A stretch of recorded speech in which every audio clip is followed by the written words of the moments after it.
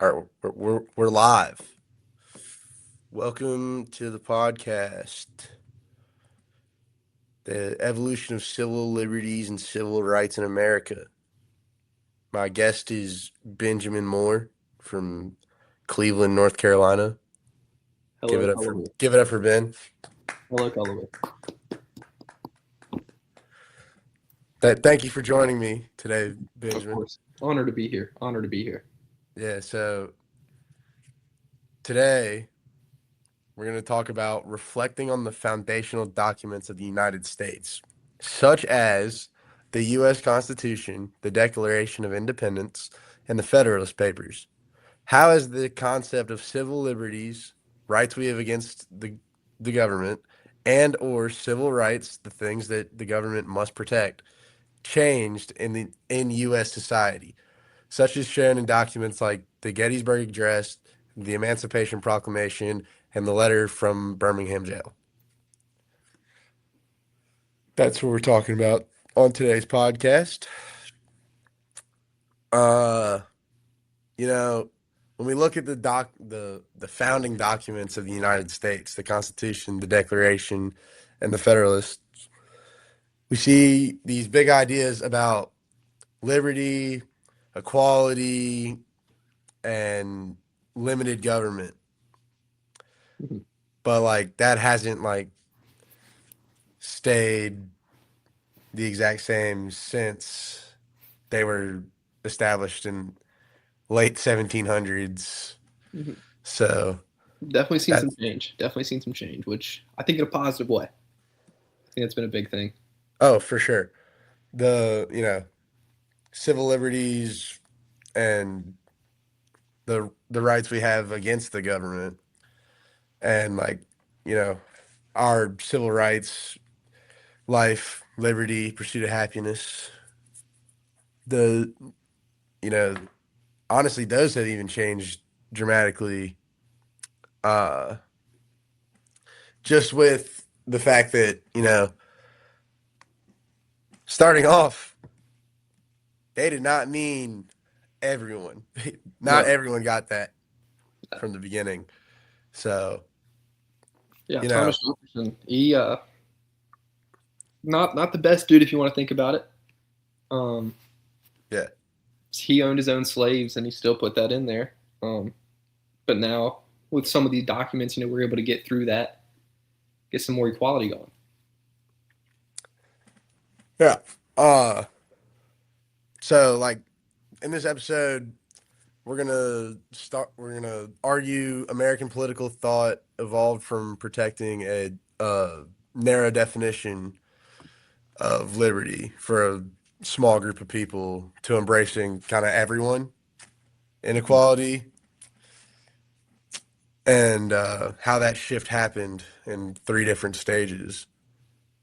And we're going to start with, uh, the like the first rights, the founding documents, then the Civil War era and how that changed, and then we'll talk about the Emancipation Proclamation and the Gettysburg Address, and then finally MLK's letter from a Birmingham jail, how that pushed toward a deeper understanding of civil rights for the country, not just freedom, but equal.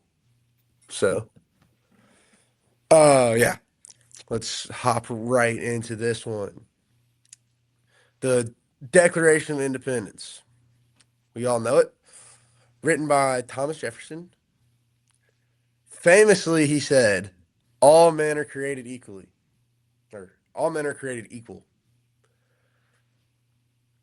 That was And not the case. yeah, and are endowed with unalienable rights, including life, liberty, and the pursuit of happiness.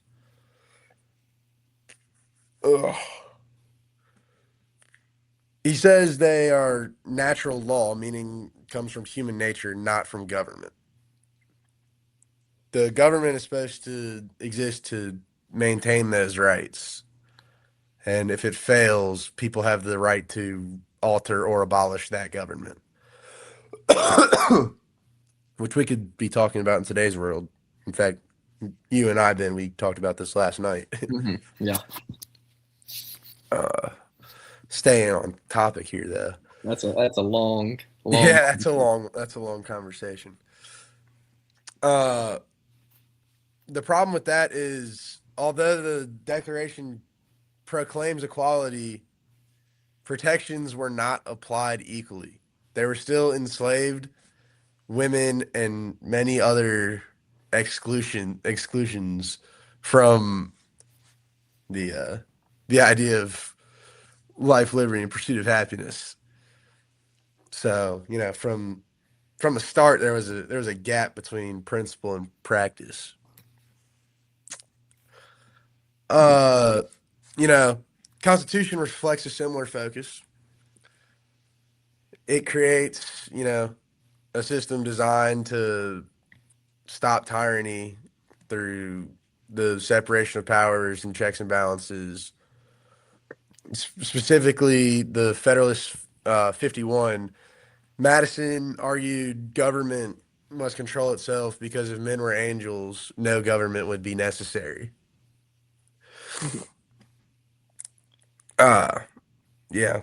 You got any thoughts on that? Yeah, I mean, I think that really just goes into like the checks and balances and how not really one person can't really control everything. Like even though there's the president and they have like affirmative action or like things like that, it stuff still has to go through Congress and get passed through, and no one guy or person can really like control or say anything in the matter.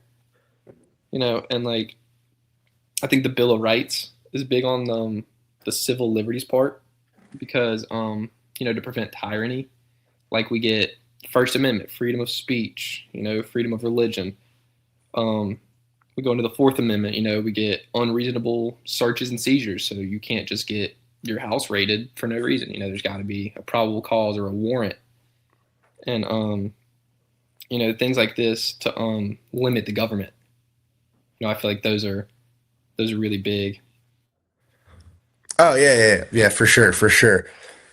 And at that stage of political thought, liberty mostly meant freedom from government interference. Mhm. So government's role was pretty much restrained and reactive, not proactive.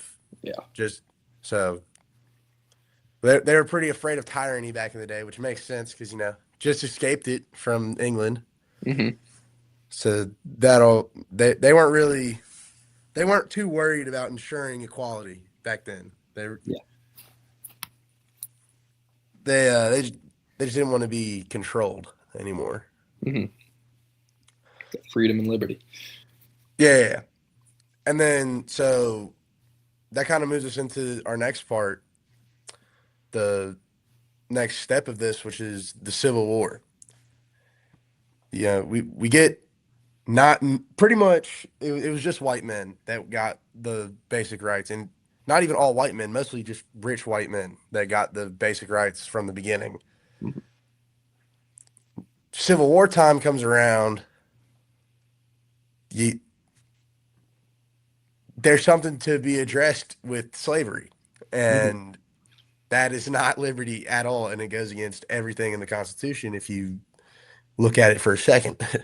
Yeah. So, you know, Lincoln in 1863 had the Emancipation Proclamation, which, you know, declared enslaved people to be free. Which, But as we know, didn't really yeah, it didn't. come into effect, but it's a start. It's just it's And it was step just by in step. Confederate states. There were slaves in non-Confederate states that were Hmm. still enslaved. Yep. But that did shift the war from being about preserving the Union to preserving the Union and ending slavery. Hmm. So, you know, that kind of changes how rights were understood. And, the federal government now taking the action to redefine freedom. Yeah, Hmm. emancipation wasn't about preventing government abuse. It was about dismantling an entire system of oppression. That's Yeah. what it was supposed to be. Hmm. And then we had the Gettysburg Address, kind of went deeper on that, you know. Hmm. And you know, Lincoln described the United States as a nation conceived in liberty and dedicated to the proposition that all men are created equal. yep. Uh, Going he, back to the Declaration. yeah, exactly. Yeah. So he went to the Declaration, not the Constitution, to define America's moral foundation. Like that's how we started. And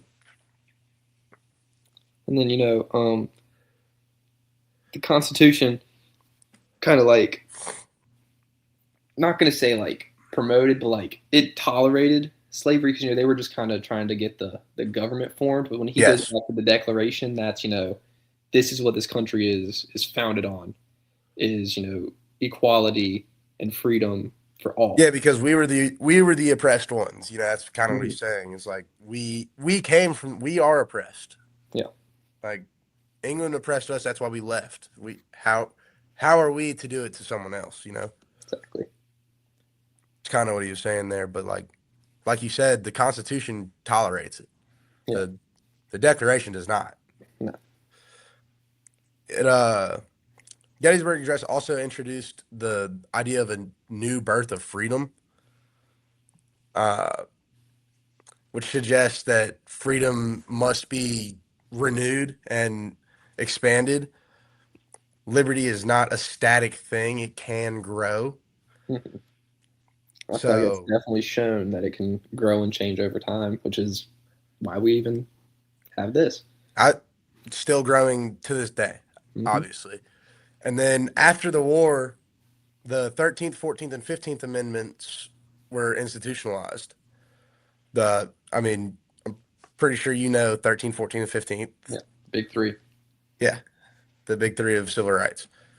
So, equal protection clause required states to provide equal protection to of the laws, which moved which moved the country even closer to like true civil rights and like the actual civil rights movement itself, which gets us to where we are today in America, pretty much. Um, So during the Civil War era, we saw a transition that liberty is no longer just about limiting government power. It also includes using government power to protect the freedom and equality of people. Mhm. Yeah. And And then coming into the third part of this, the civil rights movement and demanding government protection, because once you got into the civil rights part, it gets it's not I wouldn't say like it gets violent again because like we did just go through the bloodiest war in human history with the Civil War, but like it it wasn't good. there's a heavy shove in the direction of civil rights Hmm.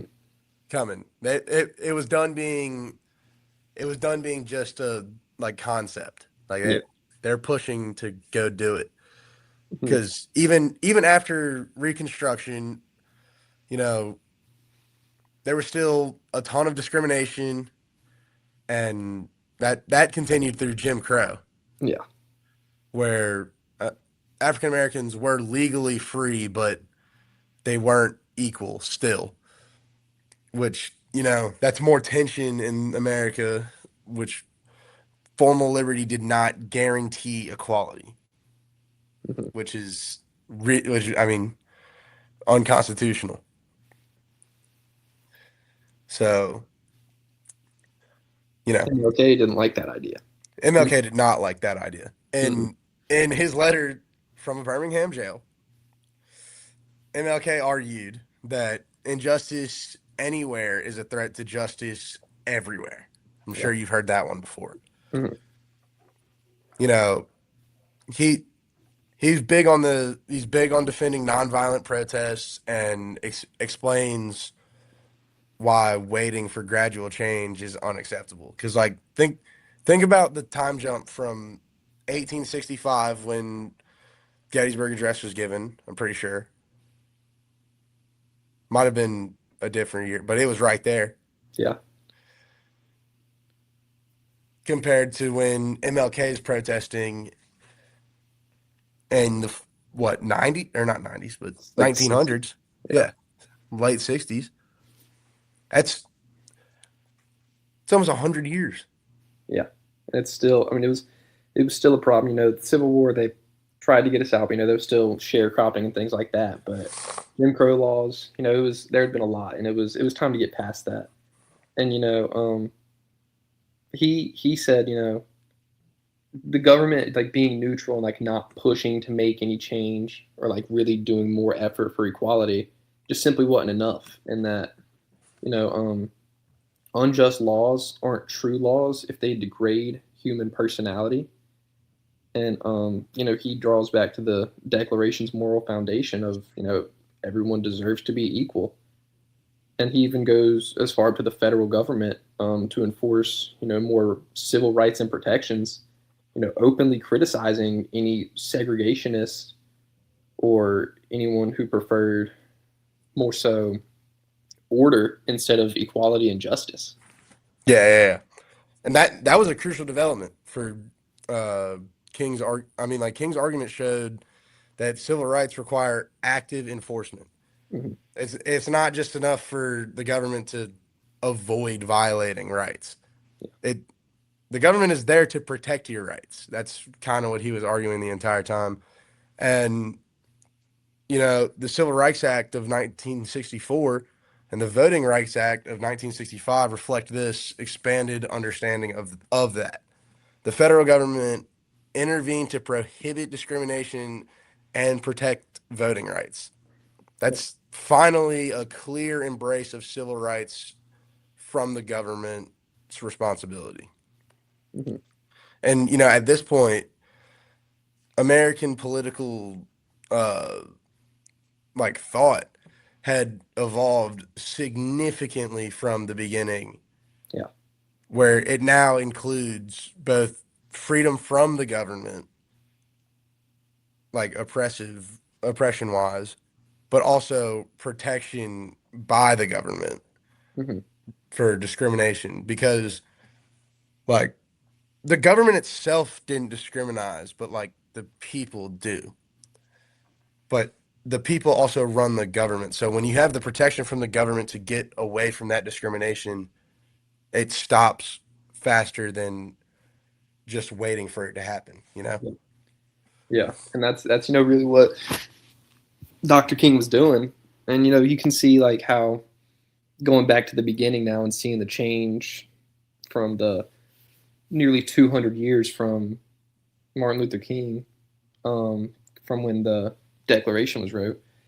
And you know it went from you know throwing out ideas of equality and freedom, and then Abraham Lincoln and everything he did in that time period, you know, kind of expanding on the meaning, and then with the civil rights movement and everything everyone was doing, you know, it kind of demanded that equality be enforced, Hmm. and you know that's huge change from where we started at. Yeah, like you like you were talking about, when you put all of these together, you do see a pattern of just Right. founding principles, but a new light of challenge, you Mm-hmm. know?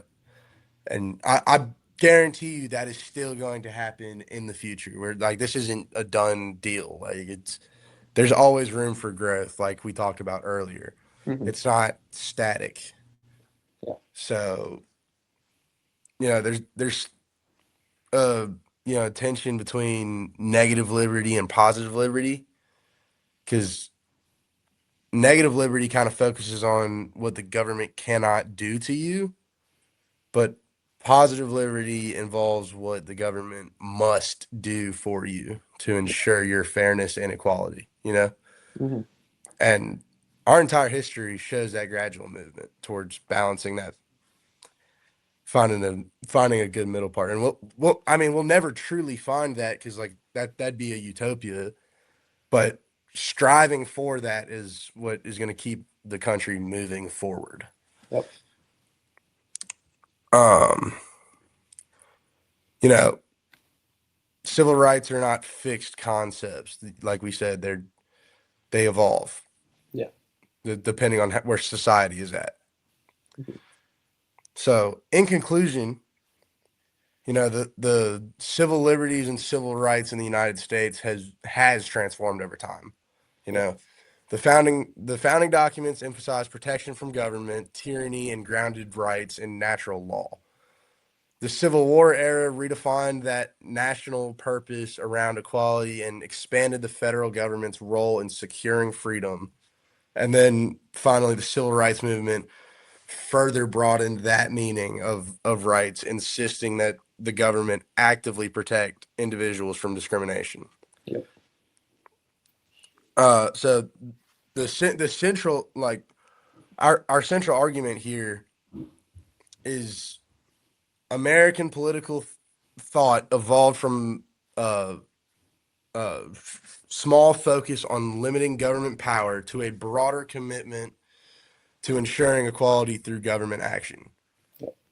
And that civil liberties and civil rights have expanded from protecting a select group of to striving towards a universal inclusion. And then, takeaways from that are American democracy is, shaped by ongoing reinterpretation. Hmm. And the principles of liberty and equality were always powerful, but their meaning has, grown through struggle, debate, and reform.